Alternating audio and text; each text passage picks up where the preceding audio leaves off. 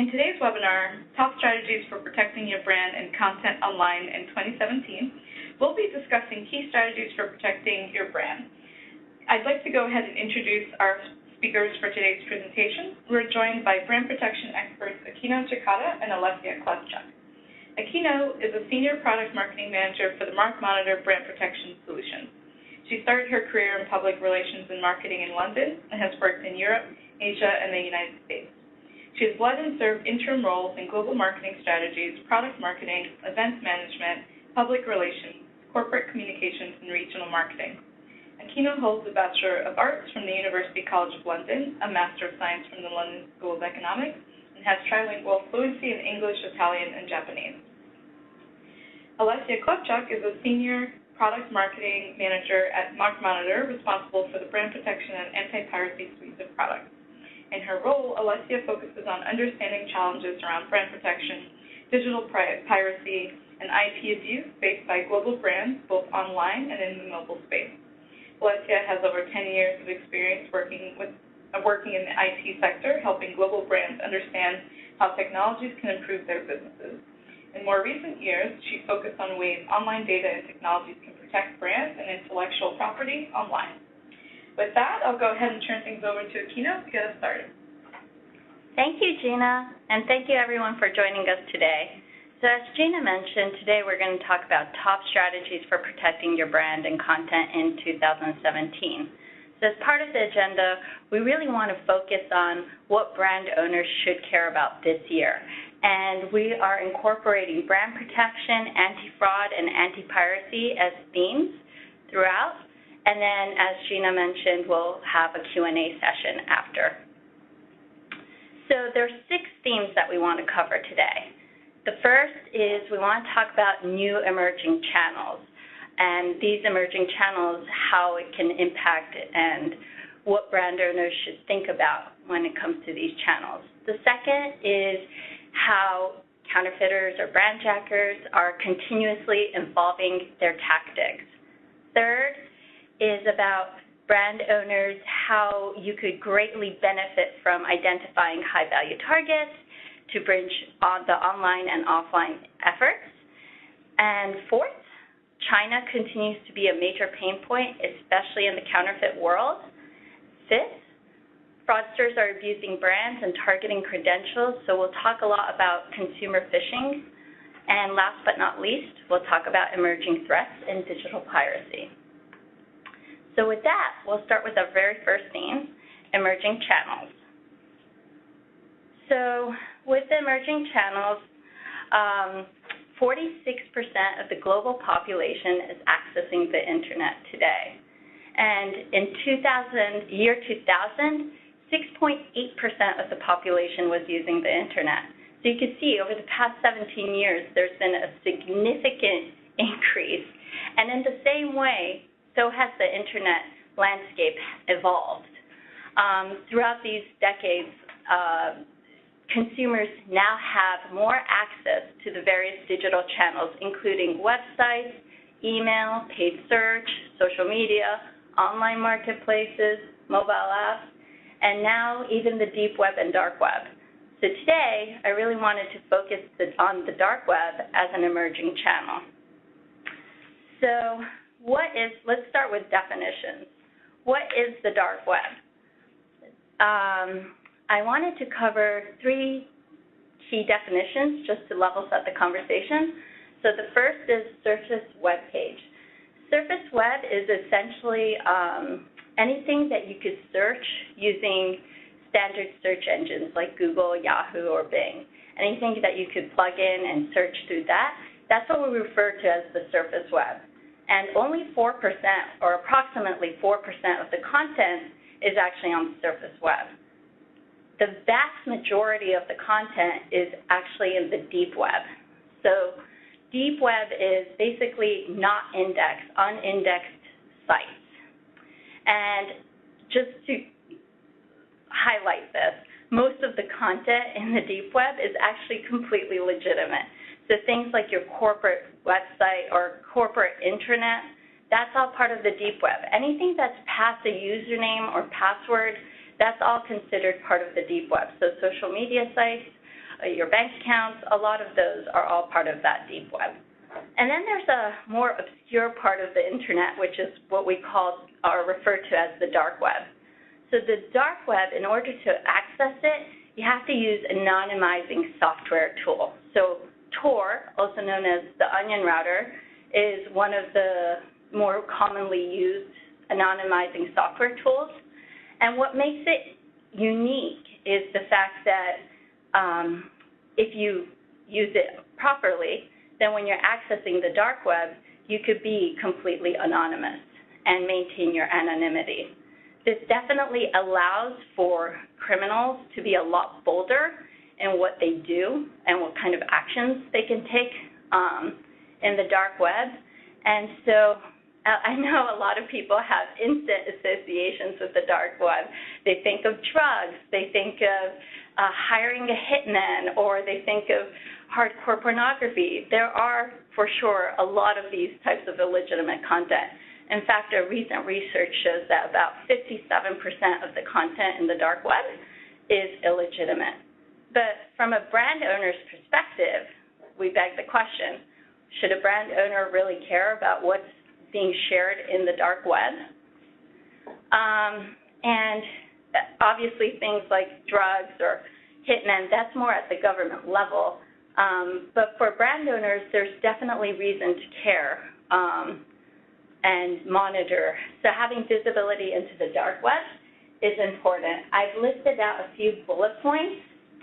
So the first one is prepare against planned attacks. For one of our clients, what we did was, as we were looking into dark web on their behalf, we found an alert where we found people it's basically a chatter, and they were planning an attack on a physical branch location. This was for a financial institution. And we were able to alert the company in time. The company reached out to law enforcement, and then law enforcement, they worked together with them, and then on the day of the alerted planned attack, they were able to minimize the amount of damage it had caused. So really having that visibility and having that insight into what kind of activities are taking place in the dark web can be significantly helpful. Also, when it comes to visibility, other benefits include being able to identify and resolve breaches, also remediate and analyze stolen credentials. This can be both from a consumer's or a business perspective, and then also detect leaked intellectual property, minimize exposure to third-party breaches, and then understand hacking tools and services. So I wanted to share an example of the last one. So what you can see here is a screenshot, and it's not the best visual representation. But essentially what we identified was that in a forum, a hacker was sharing how to hack company X, and it was a tutorial. And we were able to alert the company on this, and then the company worked with the security and engineering team to basically fix those vulnerabilities. And the end result was the fact that they were able to mitigate future hacks using that vulnerability. So you could see that from an example like this, how valuable having visibility into the dark web can be. So some best practices and key takeaways from this. I'm a huge advocate of making sure that you have a cross-functional brand protection program. You know, brand owners should always work with security teams and marketing teams and the various different teams to make sure that you have a cross-functional and really end-to-end comprehensive approach to your brand protection strategy. Second, businesses and security teams need to consider vulnerabilities from all angles, and visibility across the entire internet, across all its different channels is very important. So as mentioned before, it's not just being able to look at the dark web or deep web, but being able to monitor websites, paid search, social media, basically across the entire internet is extremely important.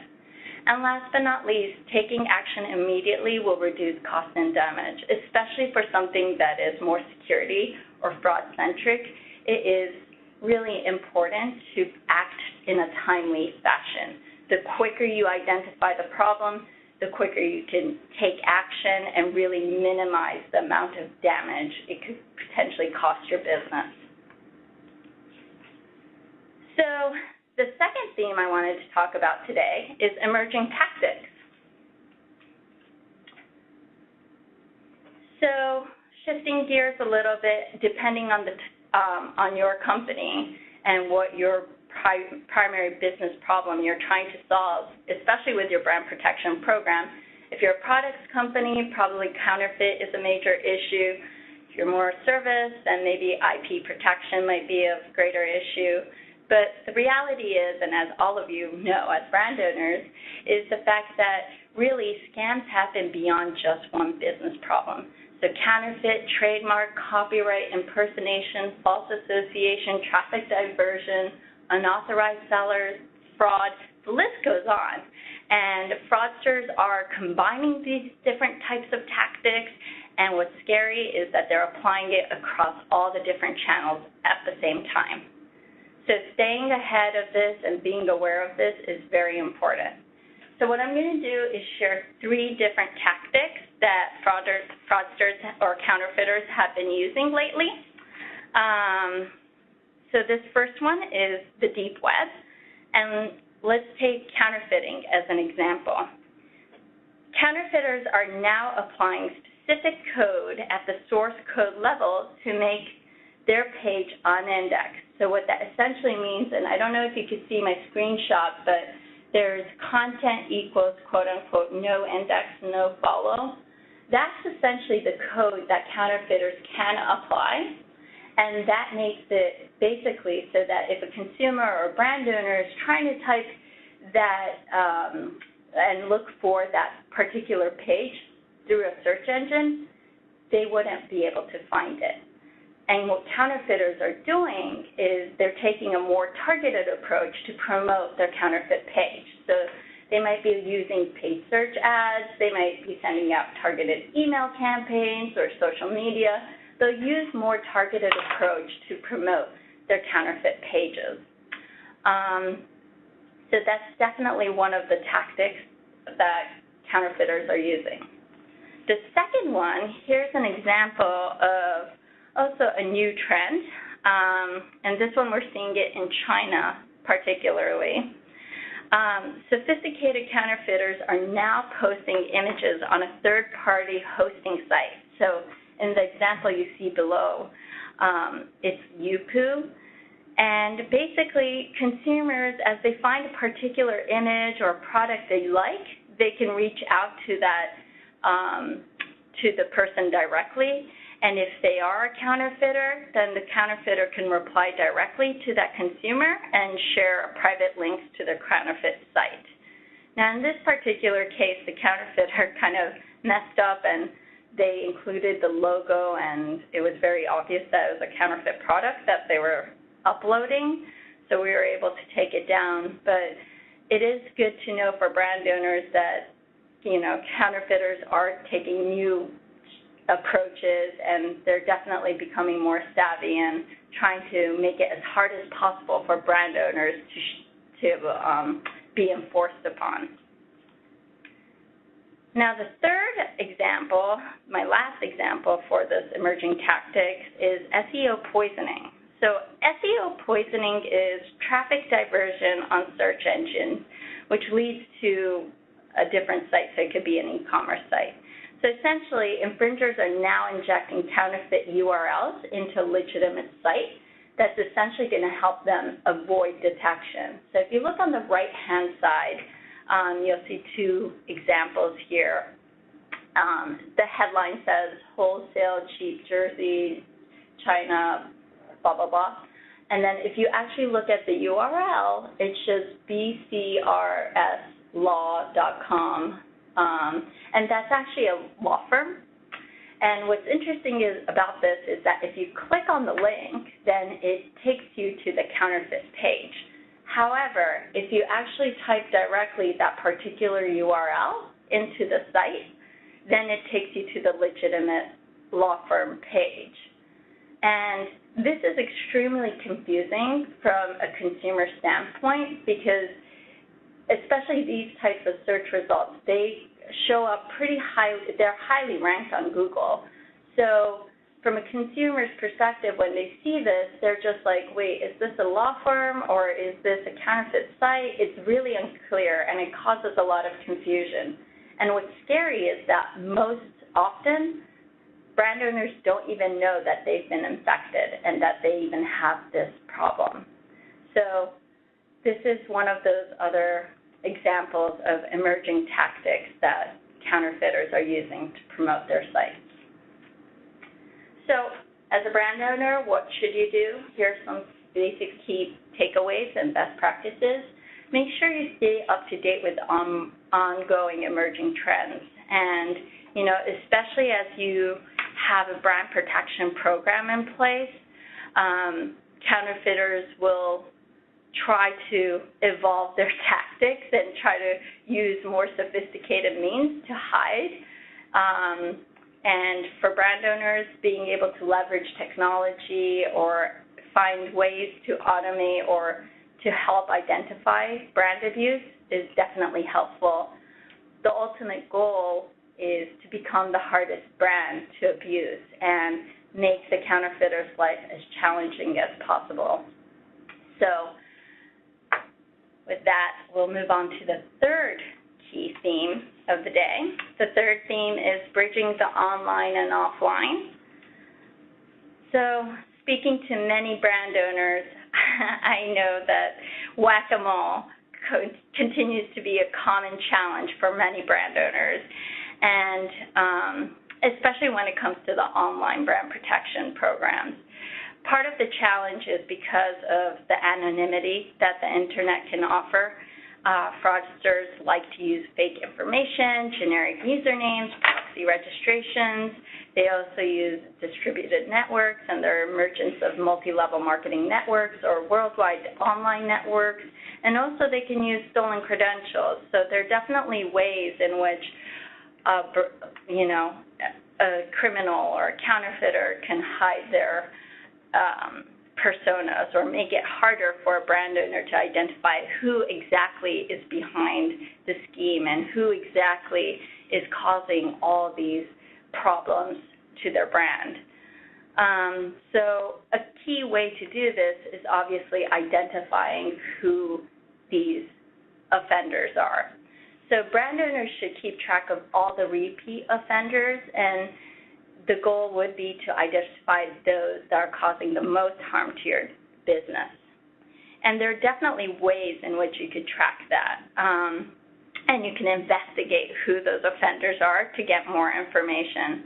And by investigating who those people are, then you can work closely with law enforcement and send that information and collaborate in order to eventually take them down and put them into prison so that they can no longer, sell counterfeit goods or hurt your brand reputation. And of course, there are ways that you could also do controlled test purchases and learn more about who that offender is. So from a brand owner's perspective, it's really important to play both defense and offense. So from a defense standpoint, daily monitoring and daily enforcement is definitely important. Just always staying on top of it and making sure that you're making the fraudsters or the counterfeiters' life as challenging as possible is definitely an important part of your brand protection program. And then strategically and more on the offense side of things, identifying who those high-value targets are and who those repeat offenders are, and then investigating them, gathering data and information on them, and then being able to pass that to law enforcement so that law enforcement, you could work closely with law enforcement to shut those operations down, can be a very effective way to have a more comprehensive approach to your brand protection program. Now, the fourth theme, which is another major pain point, and no doubt even in 2017 will continue to be a major pain point, is China. Especially in the counterfeiting world, China will continue to be a major concern. Chinese counterfeit products now account for 2/3 of goods seized by U.S. and U.K. customs, and they remain the largest manufacturer and exporter of counterfeit products worldwide. In fact, if you look at the chart on the right-hand side, you can see that China accounts for 72% of relative share in global physical counterfeiting. 72%. That's a very significant number, especially compared to the rest of the world. So we know that China continues to be a major pain point. Now, the other major consideration for brand owners is that China is the biggest e-commerce market in the world, and there are more than 361 million online shoppers in China, which actually outpaces those of the U.S. And so from a brand owner's perspective, yes, we are very concerned about the fact that China is producing all of these counterfeit goods, but also there's a significant number of online shoppers in China, and from a protecting consumers from purchasing counterfeit, it's very important for brand owners to make sure that you're minimizing the amount of counterfeit exposure from online shoppers. So I thought what would be super useful for brand owners in this particular section for China is to talk about best practices and kind of things that you could do in order to help with how to tackle the China problem. So the first is, and I think this is really important to highlight, is China has a first-to-file trademark policy. So what that means is whoever registers first has the right to get that trademark.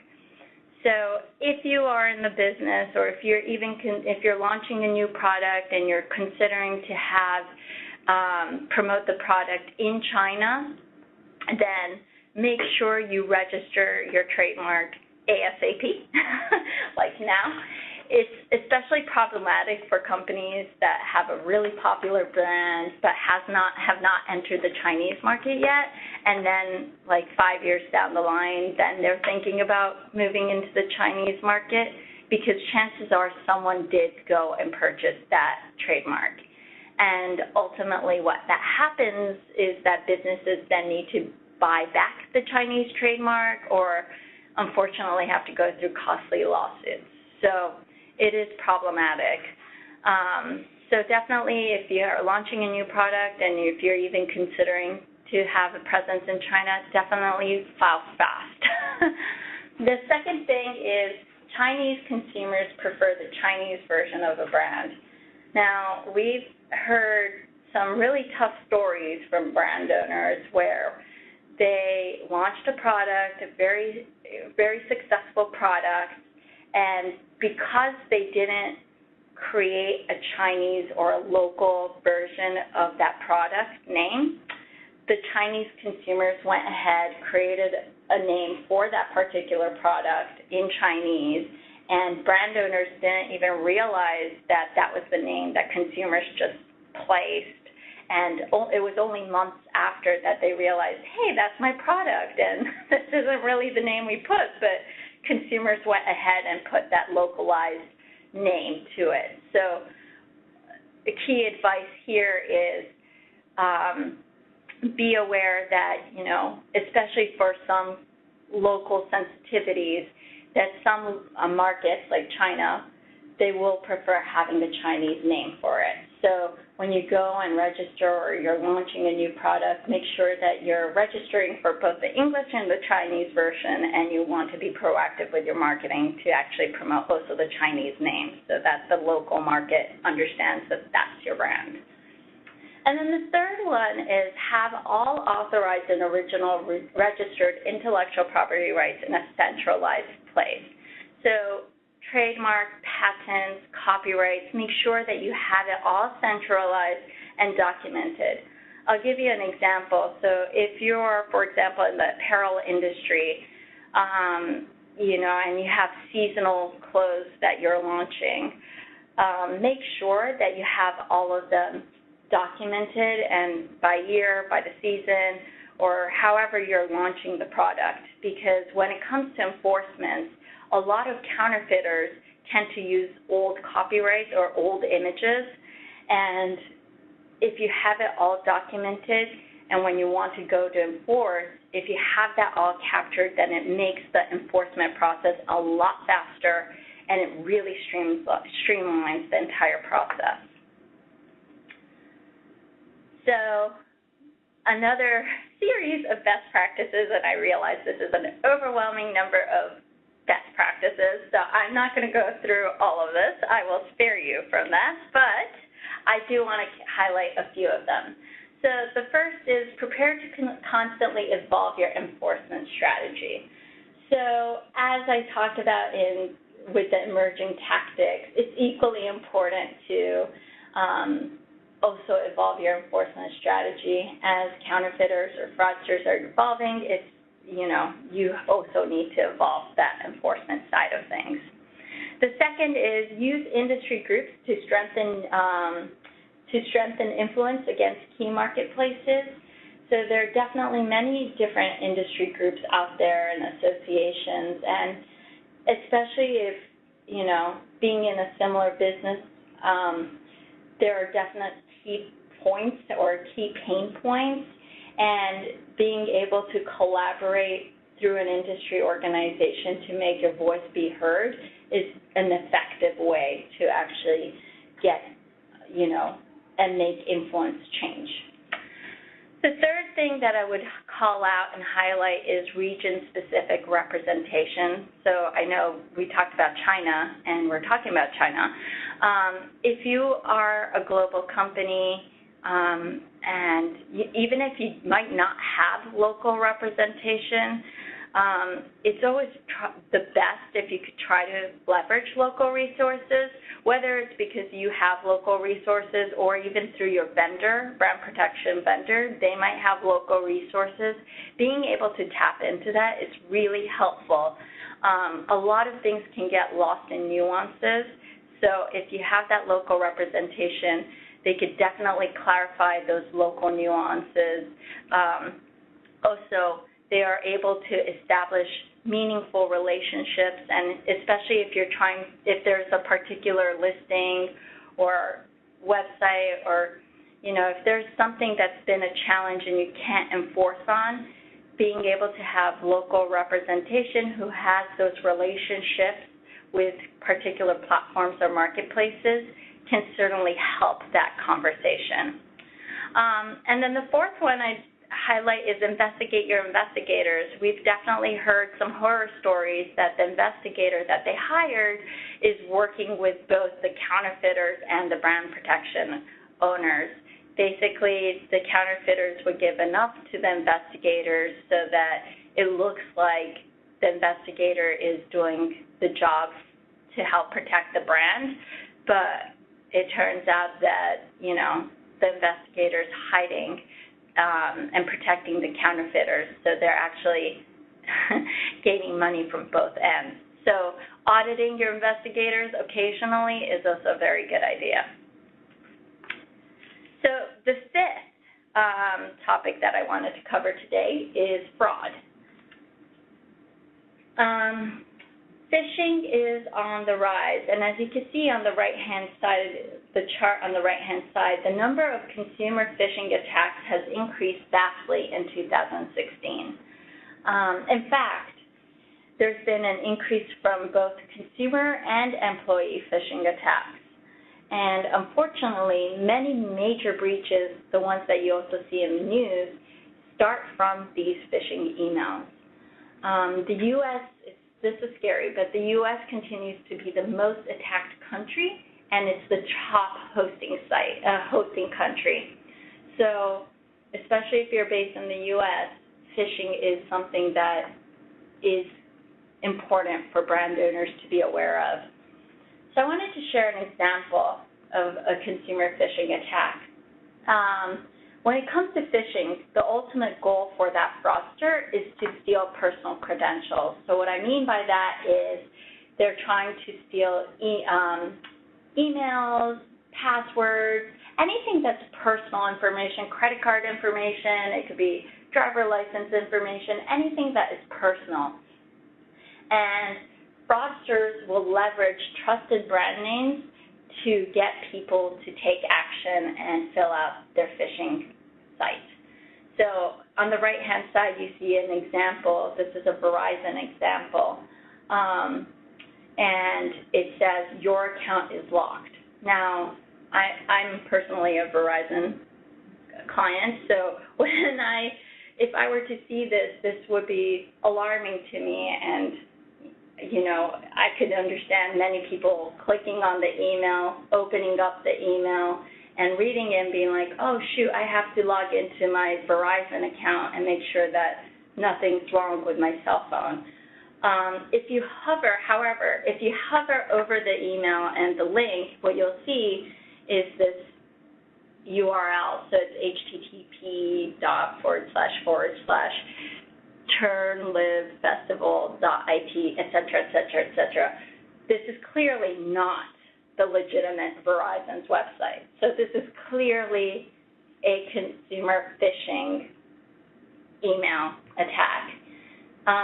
Unfortunately, many consumers don't actually double-check URLs, and fraudsters realize that they can leverage something that is emotional or something that is important to that consumer. So cell phone's great, like cell phone is one example, but also anything to do with your credit score, banking information, social media accounts, anything that is personal are means or a way for fraudsters to leverage that. And as we all know, there's significant costs associated with frauds. It's not just that fraud remediation cost that is associated with it, but also your brand reputation that's at stake and consumer trust. So being aware of consumer phishing attacks is absolutely critical. So there are different ways a fraudster can monetize from stolen credentials. One way is that they can, do even more targeted attacks, but another way is fraudsters can sell these stolen credentials in the deep web or in the dark web. This is a scary statistic that I wanted to call out. 59% of consumers reuse passwords.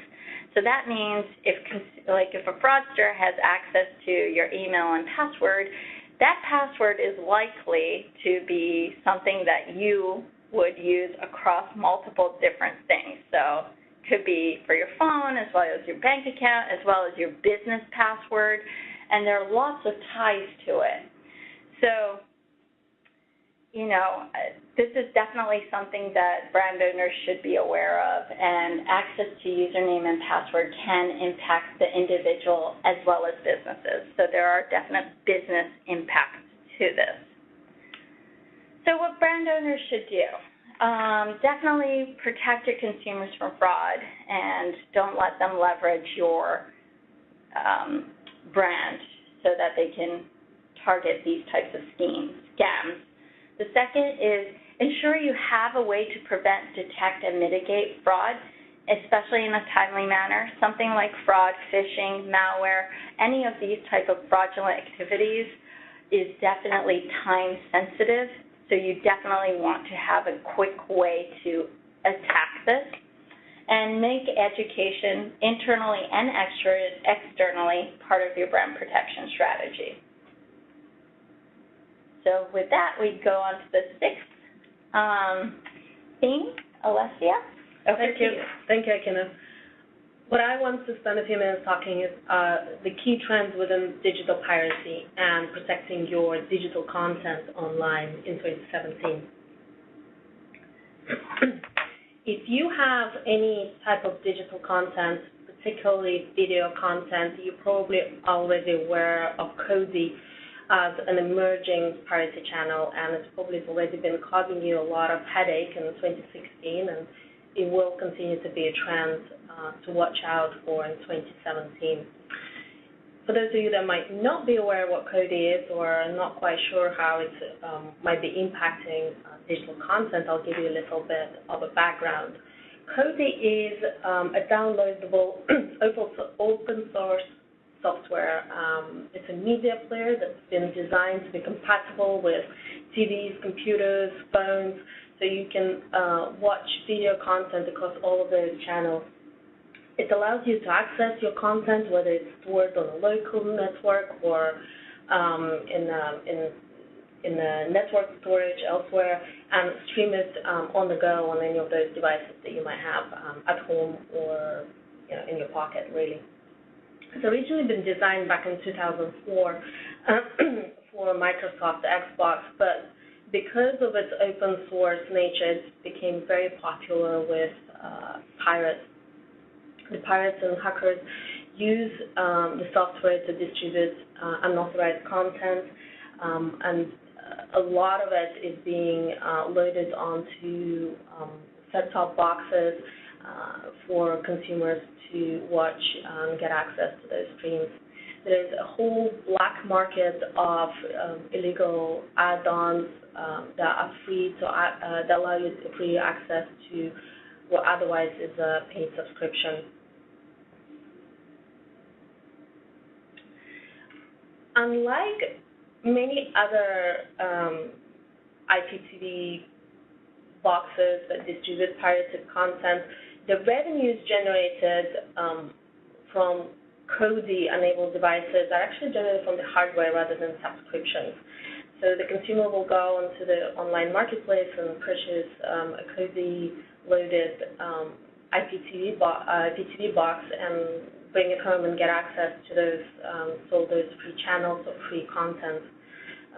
A lot of the time, consumers are actually not aware that what they've purchased and what they are watching or streaming is illegal. They think they have paid money and now own all this content. What's also interesting is that streams are not being streamed from the dedicated service, which are usually used for other IPTV boxes, and rather being kind of stolen from other web services and websites that already post illegal content.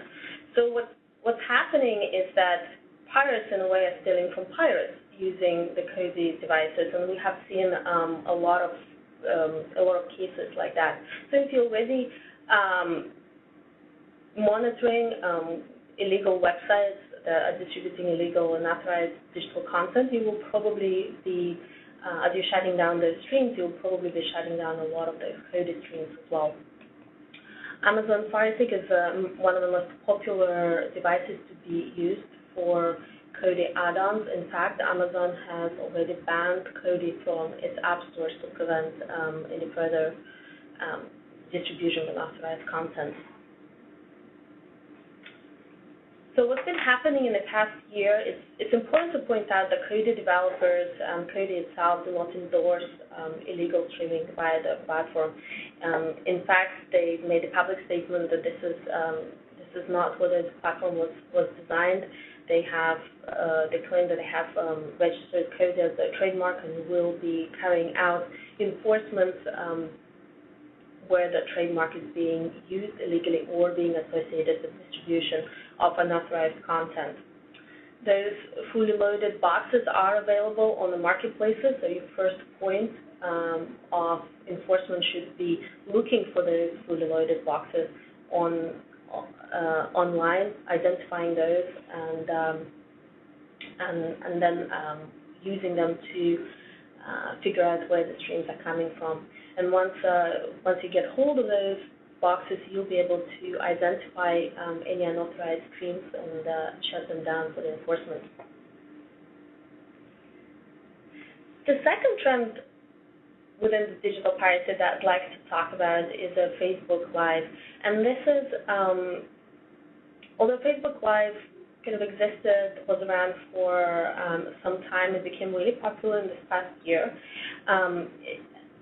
It's really been designed to share any type of live events, live activities that by the Facebook users. Most of the streams, of course, that are happening via Facebook Live are 100% legal, and there's nothing wrong with them. People sharing family events or anything, the trips, anything that's happening in their lives. But it also does have an impact on live events, shows, movies. People would be streaming live on Facebook a sports game they might be attending, or a premiere of a show that they're watching on the TV, or even streaming from the movie theater. We have seen all those happening. A lot of the time, viewers actually are not aware that what they're doing is not legal. They think that they're using an app within the Facebook, streaming what's going on around them. So educating your consumers about whether they can or cannot stream content that they're watching on TV or an event that they're present at is very important in this case. Facebook itself is trying their best to protect content of the rights holders, and they have launched the Rights Manager just in April 2016. It's very similar to what YouTube is doing with the Content ID. The only difference, of course, is that Facebook attracts a lot more viewers and has a much larger audience than YouTube does. So it's very important for Facebook to recognize the importance of protecting the content from streaming piracy, and it has enabled, gave access to its rights managers for the content owners. What the rights manager does is it allows you to very easily upload your content onto the Facebook system. It's predominantly for the video content. You can use it for audio as well. And then it makes and then it compares your content to the content that is available on the Facebook and flags it if it believes to be a copy of. You can also have an ability to whitelist any specific pages, profiles, such as yourself or those of authorized distributors of your content, or any type of pages that you're okay with to share your videos on.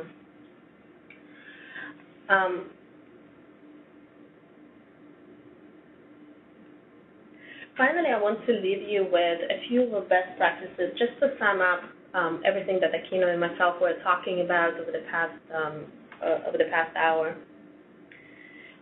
So when it comes to protecting your brand, there are a few things that you should do, of course, and we already covered a number of them, but there are also a number of things that we don't want to do. And the first one is, of course, ignoring the issue. You should not be ignoring the issue. The brand abuse is out there, counterfeiting is out there, and it won't go away on its own. You need to be proactive in the way that you tackle brand abuse, and really when you're trying to, rather than trying to fix any damage later. Being proactive will save you a lot of time and resources later on. Don't try to do this manually. It's not a small problem. In its size as well as in the diversity of the problem as well. You're looking at all sorts of different channels and all sorts of different tactics. We already covered a number of new emerging tactics that Fraudsters came up with, and doing and identifying all of those things manually will take a lot of time and effort and will not be effective in the long run. Also, don't treat all abusers equally because they're not. You have a very specific brand, you have a very specific brand problem, and there are specific brand abuse that will have the most impact on your brand. Prioritize the abuse based on the impact that they have on your business, and tackle those things first. Once you have addressed the ones that have the abuse that has the most impact, you can move on to the next one.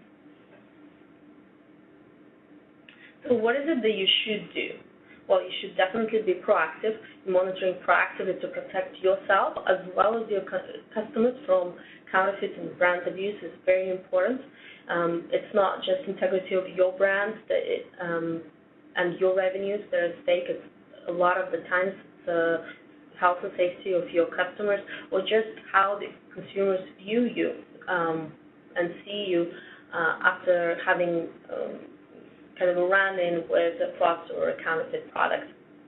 Do leverage the technologies. There are a lot of purpose-built technologies out there that help you to detect and analyze and enforce against all types of different abuse, including counterfeiting, impersonation, fraud, phishing, piracy. Those things help you to save time and to be more effective and more efficient in the way that you tackle the abuse. And finally, don't focus on just one channel. We talked a lot about this today. Akino pointed out a number of different tactics that fraudsters use to defraud consumers and to impersonate your brand. And what they do is they use all sorts of different channels to get to consumers. You can't just find the abuse through the search engines anymore. It hides through various different channels, and getting access to social media, emails, and websites, and monitoring all of them is very important. And finally, one of the most important things that you can do is educating your customers and getting them onto your side and making them being part of your brand protection program, making sure that they are your allies in fighting counterfeit activities or any other impersonation or fraud activities that we find on the internet. Make sure you set up easy methods for your customers to forward any examples of scams to you, so that you're aware of any new and emerging tactics, as well as making sure that you know all the types of abuse that are out there, and you can make that being part of your enforcement program. And finally, provide the best practices to clearly identify who are your authorized sellers are, so the consumers know where they can go and purchase your products and services, and what is the right way to communicate with you.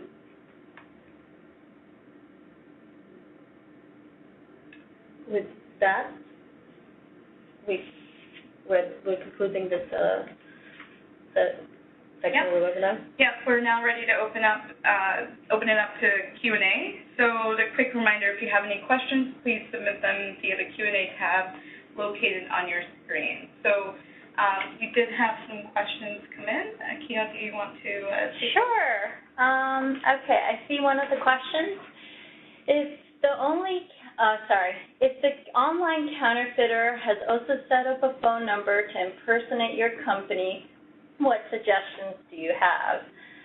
This is a great question. And without more information, it's a little harder to actually give specific response to this. But, depending on, if it's a website or if it's through social media, there are different things that you could do. So one thing is, obviously, if you could find, like, counterfeiting or some other reason code to be able to enforce on, then that would be a good way. And then as you enforce and send a CND, then what you could do is also include the fact that the phone number is a fake, impersonating phone number, so you could include that.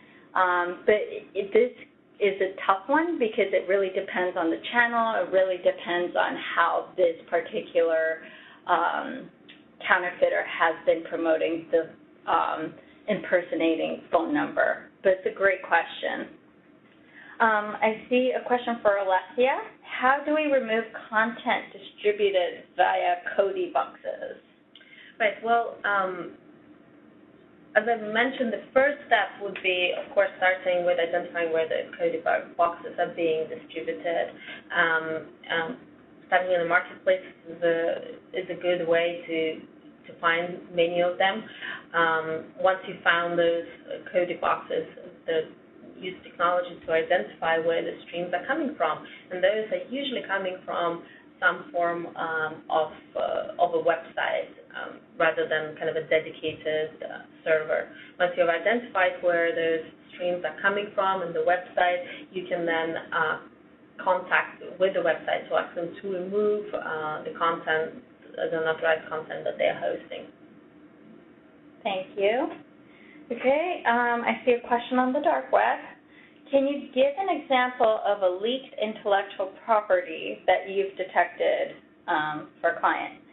So I'll be high level on this, but it's actually really interesting because the types of abuse that we can find really ranges. So for example, when it comes to intellectual property, we've detected things such as an engineer, innocently sharing proprietary code to a group of other engineers and seeking for more guidance and information because that engineer doesn't really know how to code something specific.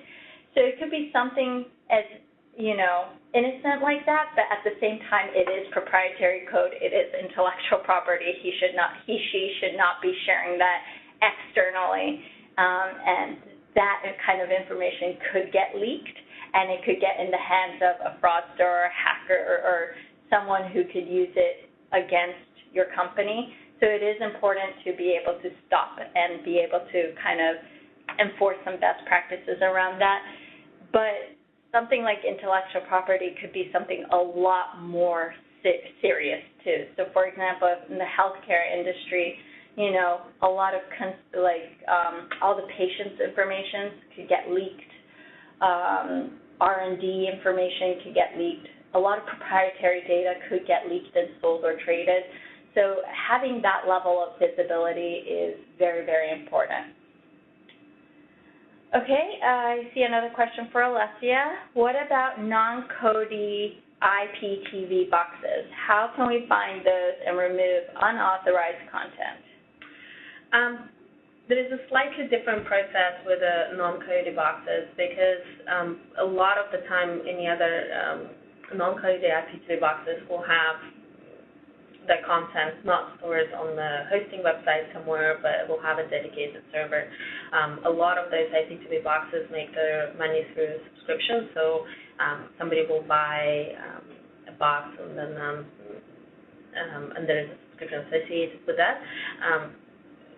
What we will try to do is, again, look at the marketplaces to research availability of those boxes, and usually once you find one of those, you get access to and you manage to shut down the streams that are coming from a dedicated video server, it will take down all of the other IPTV boxes associated with the same kind of a network or with the same server.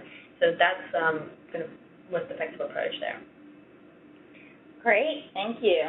Okay, another question that came in is, what options are there to stop unauthorized sellers on the marketplaces? So, for example, JD.com, Taobao, or et cetera, et cetera. So, great question. And again, it's just one of those things that, it depends. But good rule of thumb, marketplaces do have a policy, and they definitely, there are policies in place for each marketplace. I want to highlight the fact that actually this is where leveraging local resources and actually having relationships with these particular marketplaces can be very, very, very impactful to your brand protection program. The reason why is that many times there are new policies that are coming in place, or there are policies that haven't really been advertised or not shared on websites. So unless you actually have a direct rapport or you have a means to actually have conversation with them, then oftentimes brand owners miss out on opportunities to be able to enforce on something that might be a little bit more challenging or a little bit more specific. So being able to have an escalation process beyond just what's outlined as the basic marketplace's policy can be extremely beneficial. All right. I think there's a last question, and then if you do have any questions, please make sure to type it in the question box. But the last question I see is consumer phishing mostly a problem for financial industry? What other industries are impacted by consumer phishing? Another great question. So, no, I know it's natural tendency, people tend to think like, oh, consumer phishing tends to be, more about the financial industry. Historically, that might have been the case, but what we've seen is that non-financial industries have really skyrocketed, over 400%. There are more phishing attacks to non-financial industries. So we've seen that tremendous increase. Industries that get impacted could really range. So technology companies, booking or travel companies, there's been so many other industries. As we've seen, telecoms is another industry, but there are many, many industries out there that are, victims or part of this whole consumer phishing scam. So even if you're not in the financial industry, it's definitely something to be aware of. And someone just wrote in, we're a nonprofit and had 2 phishing attempts just last week. Yeah, exactly. The nonprofit, honestly, every industry is a potential victim to this. So I definitely appreciate your comments, and thank you so much for joining today's webinar. Yes. Thanks so much, Akino and Olesia. We appreciate you sharing those best practices with the audience. I'd also like to thank everyone for tuning in. As a reminder, we'll be sending out a follow-up email with a link to the webinar's presentation slides and a recording within the next few days. So you can be on the lookout for that email. That concludes our webinar for today. Thanks again for tuning in, and have a great day, everyone.